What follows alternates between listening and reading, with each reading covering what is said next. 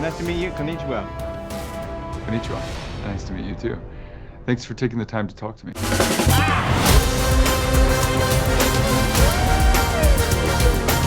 You do a lot of full speed running in this film. Yeah. Did Tom Cruise give you any advice? You know, you can't watch somebody else sprint and learn how to sprint. You just got to start running, you know? And he did give me some great advice that he said, you know, film yourself running. You know, you don't look as cool as you think you do. And it's a really good piece of advice. You know, I met with some great running coaches just to understand the proper technique of how to sprint. Because the more that you, like the Running Man, if the movie is called The Running Man, there's obviously a lot of pressure. Welcome to the Running Man. To run properly, to sprint properly. And so, you know, I took that seriously, but the reality is every sprinting coach said there's only one actor that knows how to run on camera. It's Tom Cruise. So, you know, it's not an easy thing, but it's definitely, it's a fun new skill that I got to learn on this movie. You better run. So what is a technique when you shoot the running scene to look good? You know what's kind of fun is that, you know, they talk about sprinting as almost like falling forward, like it's like a controlled fall forward, and you know, your body is sort of oriented this way, and it's like a little more like, you know, you're driving your knees, you know, through, you know, and it's really about almost like spending as little time on the ground as possible. It's about these explosive movements. Yeah, but it's just something, and you know, I don't know how often you run for your life, but it's not something that I did very often, so I had to sort of start from the ground up. You often appears masked in this film, yet your presence feels quite intimidating even without showing your face. I got a grenade! Back at you.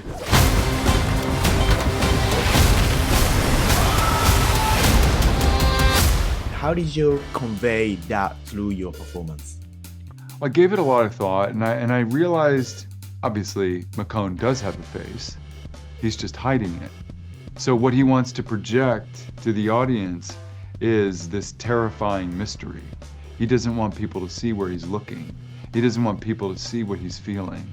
And I think that mystery kind of creates the core of the character. He's cool, he's relaxed, he's unbothered. And I think that you put that inside, you know, the leather coat and the gun, it creates this, you know, badass aura of, I don't know, like performative machismo. You know, he's killing people in this spectacular way, on hunting them down and murdering them with a great big bazooka in the mall.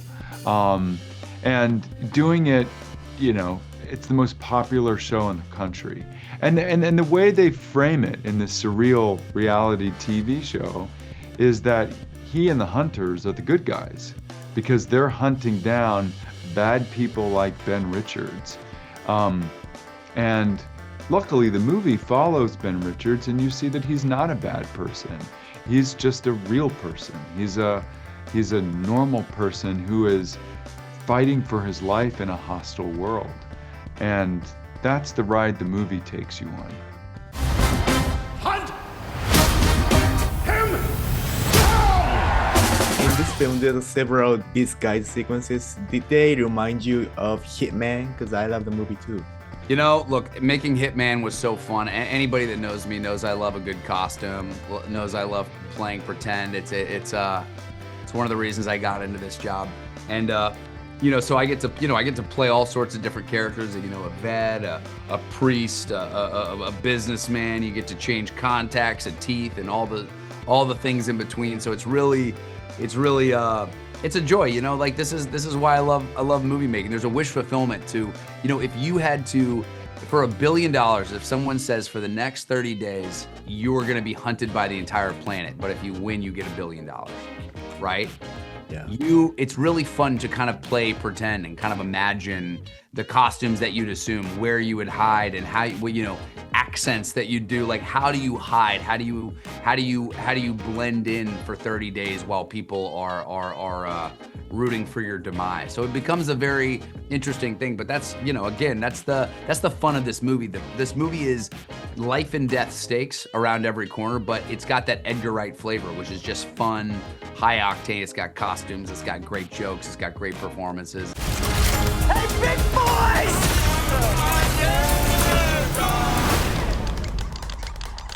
Are you crazy?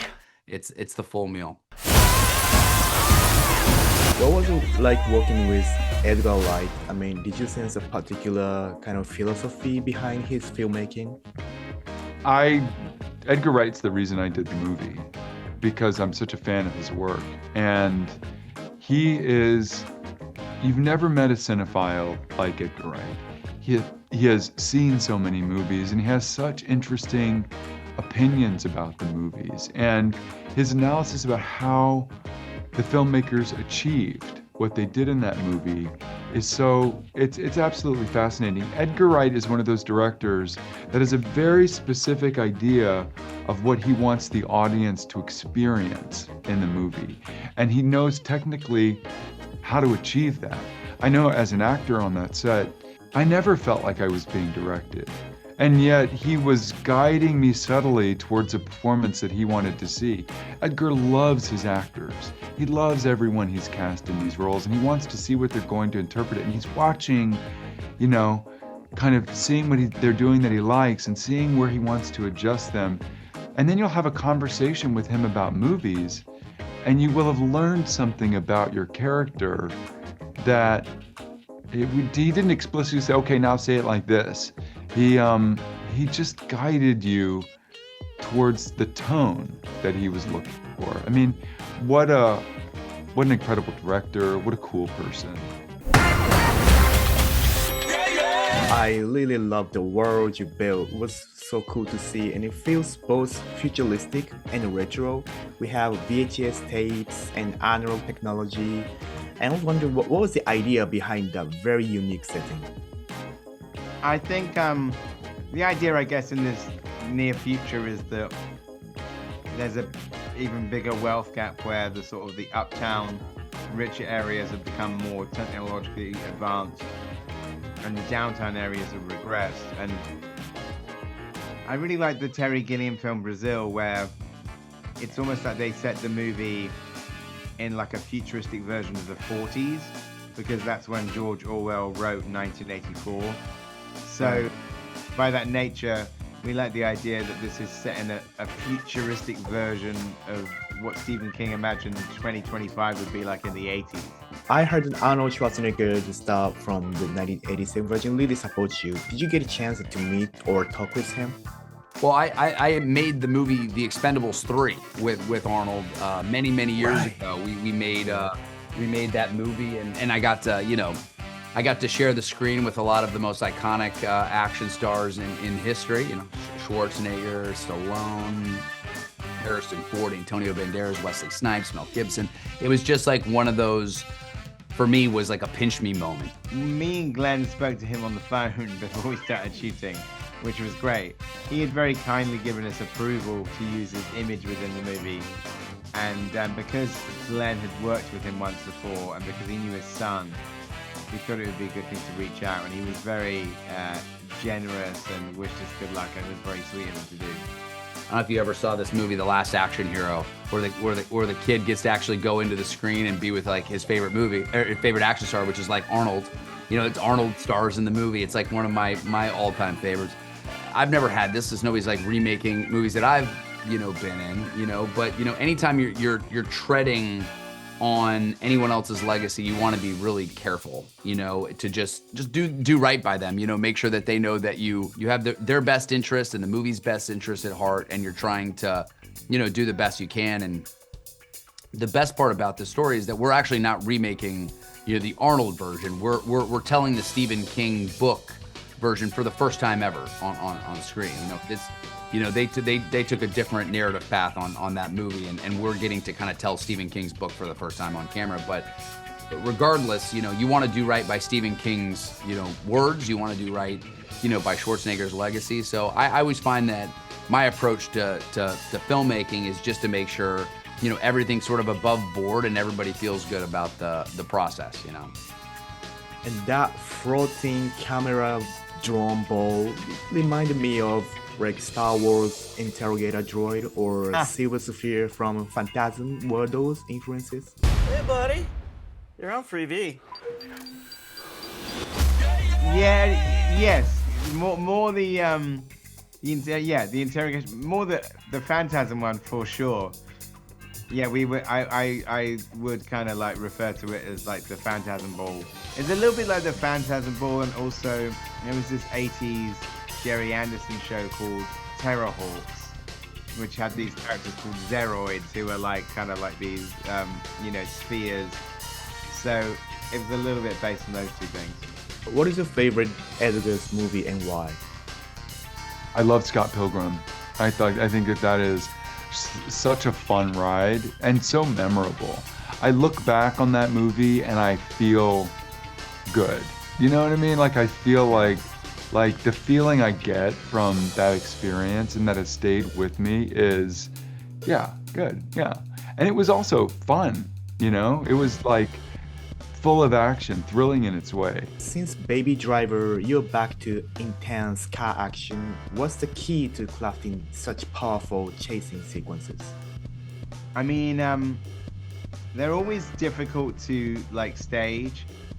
Actually, Darren Prescott, who worked on Baby Driver, was my second unit director on this, and he's like so great at doing kind of car chase sequences. But you know, car chases are very arduous to shoot and take a long time, and you need a lot of shots to make them work. So they're really challenging sort of set pieces to make, but it was really exciting to complete them, you know? What was the most challenging aspect of this time when you shoot the action or car sequences? I think the most challenging thing was just the location work, just because we were shooting on so many different locations. Thank you. I really appreciate you doing this. Thank you very much. So nice seeing it. Yeah, my pleasure. Thank you. And you, Konnichiwa. I'm still here, you shit eaters.